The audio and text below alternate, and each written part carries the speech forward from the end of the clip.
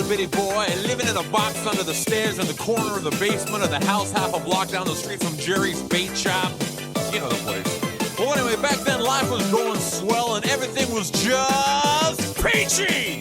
Except, of course, for the undeniable fact that every single morning, my mother would make me a big old bowl of sauerkraut for breakfast. Big bowl of sauerkraut! Every single morning! It was driving me crazy! I said to my mom, I said, "Hey, Mom, what's up with all the sauerkraut?" And my dear sweet mother, she just looked at me like a cow looks at an oncoming train. And she leaned right down next to me. And she said, "It's good for you!" And then she tied me to the wall and stuck a funnel in my mouth and force-fed me nothing but sauerkraut until I was 26 and a half years old. That's when I swore that someday I would get out of that basement and travel to a magical, faraway place where the sun is always shining and the air smells like warm root beer and the towels are oh so fluffy, where the Shriners and the lepers play their ukuleles all day long and anyone on the street will gladly shave your back for a nickel. Waka waka doo-doo, yeah! Well, let me tell you people, it wasn't long at all before my dream came true. Because the very next day, a local radio station had this contest to see who could correctly guess the number of molecules in Leonard Nimoy's bust. I was off by 3, but I still won the grand prize. That's right, a first-class one-way ticket to Albacore-que! Albacore-que! Oh, yeah. You know, I'd never been on a real airplane before, and I gotta tell you, it was really great. Except that I had to sit between 2 large Albanian women with excruciatingly severe body odor, and the little kid in back of me kept throwing up the whole time. The flight attendants ran out of Dr. Pepper and salted peanuts, and the in-flight movie was Biodome with Pauly Shore, and oh yeah, 3 of the airplane engines burned out. We went into a tailspin and crashed into a hillside, and the plane exploded in a giant fireball, and everybody died. Except for me. You know why?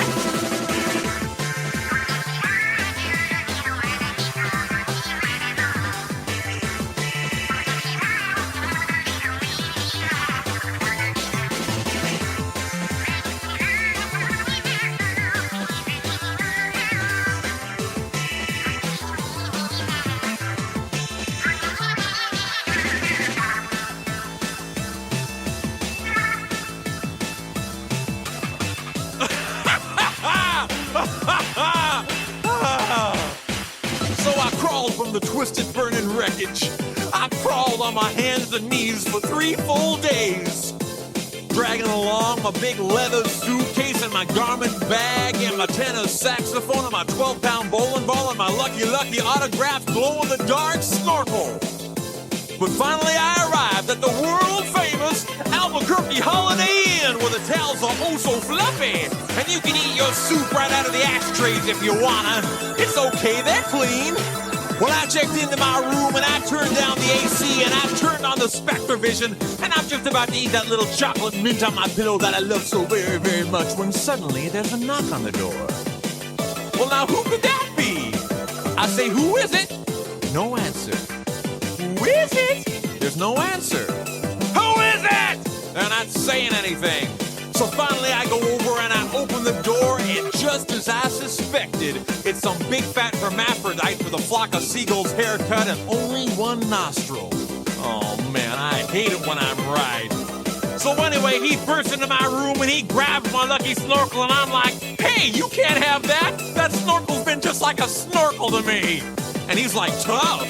And I'm like, "Okay." So I grabbed his leg and he grabbed my esophagus and I bit off his ear and he chewed off my eyebrows and I took out his appendix and he gave me a colonic irrigation. Yes, indeed, you better believe it. And somehow in the middle of it all, the phone got knocked off the hook. And 20 seconds later, I heard a familiar voice. And you know what it said? I'll tell you what it said. It said,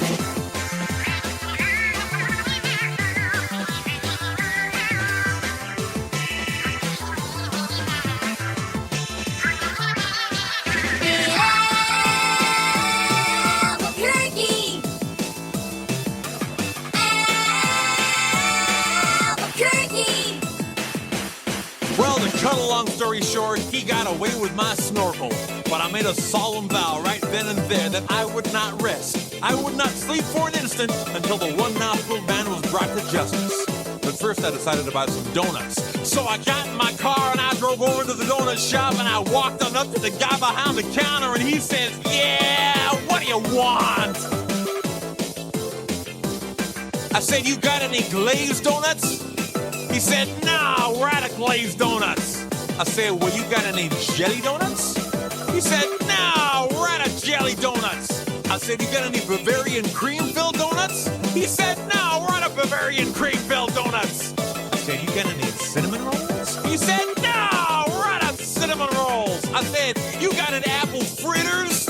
He said, "No, we're out of apple fritters." I said, "You got any bear claws?" He said, "Wait a minute, I'll go check."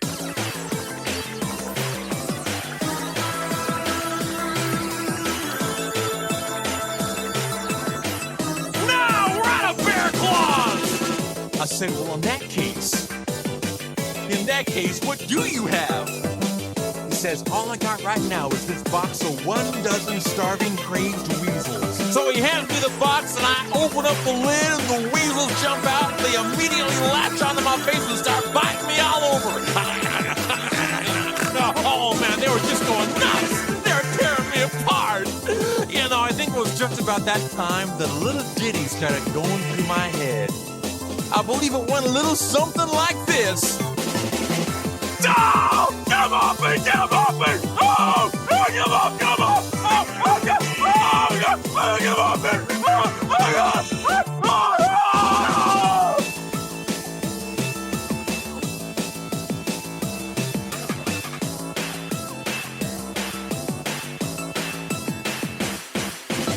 I ran out into the street with these flesh-eating weasels all over my face, waving my arms all around and just running like a constipated wiener dog. And as luck would have it, that's exactly when I ran into the girl of my dreams. Her name was Zelda. She was a calligraphy enthusiast with a slight overbite and hair the color of strained peaches. I'll never forget the very first thing she said to me. She said, "Hey, you got weasels on your face." That's when I knew it was true love. We were inseparable after that. So we got married and we bought us a house and had 2 beautiful children, Nathaniel and Superfly. Oh, we were so very, very, very happy. Oh, yeah. But then one fateful night, Zelda said to me, she said, "Sweetie Pumpkin, you want to join the Columbia Record Club?"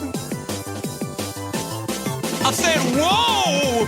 Hold on now, baby! I'm just not ready for that kind of a commitment!" So we broke up and I never saw her again, but that's just the way things go. Albacore-que! Albacore-que! Anyway, things really started looking up for me because about a week later, I finally achieved my lifelong dream. That's right, I got me a part-time job at the Sizzler. I even made Employee of the Month after I put out that grease fire with my face. Oh yeah, everybody was pretty jealous of me after that. I was getting a lot of attitude. Okay, like one time, I was out in the parking lot trying to remove my excess earwax with a golf pencil when I see this guy Marty trying to carry a big old sofa up the stairs all by himself. So I say to him, I say, "Hey, you want me to help you with that?" And Marty, he just rolls his eyes and goes, "No, I want you to cut off my arms and legs with a chainsaw." So I did. And then he gets all indignant on me. He's like, "Hey man, I was just being sarcastic." Well, that's just great. How was I supposed to know that? I'm not a mind reader for crying out loud. Say, that reminds me of another amusing anecdote. This guy comes up to me on the street and he tells me he hasn't had a bite in 3 days. Well, I knew what he meant, but just to be funny, I took a big bite out of his jugular vein. And he's yelling and screaming and bleeding all over, and I'm like, "Hey, come on, don't you get it?" But he just keeps rolling around on the sidewalk, bleeding and screaming, "Ah! Ah! Ah!" You know, completely missing the irony of the whole situation. Man, some people just can't take a joke, you know? Anyway,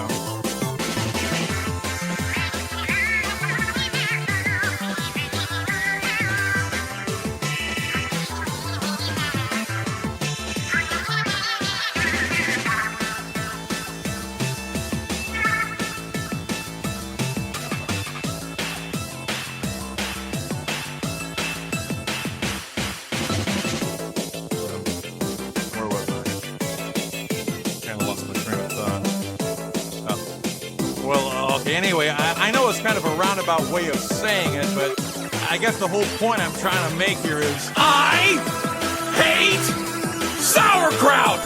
That's all I'm really trying to say. And by the way, if one day you happen to wake up and find yourself in an existential quandary, full of loathing and self-doubt and racked with the pain and isolation of your pitiful, meaningless existence, at least you can take a small bit of comfort in knowing that somewhere out there in this crazy old mixed-up universe of ours, there's still a little place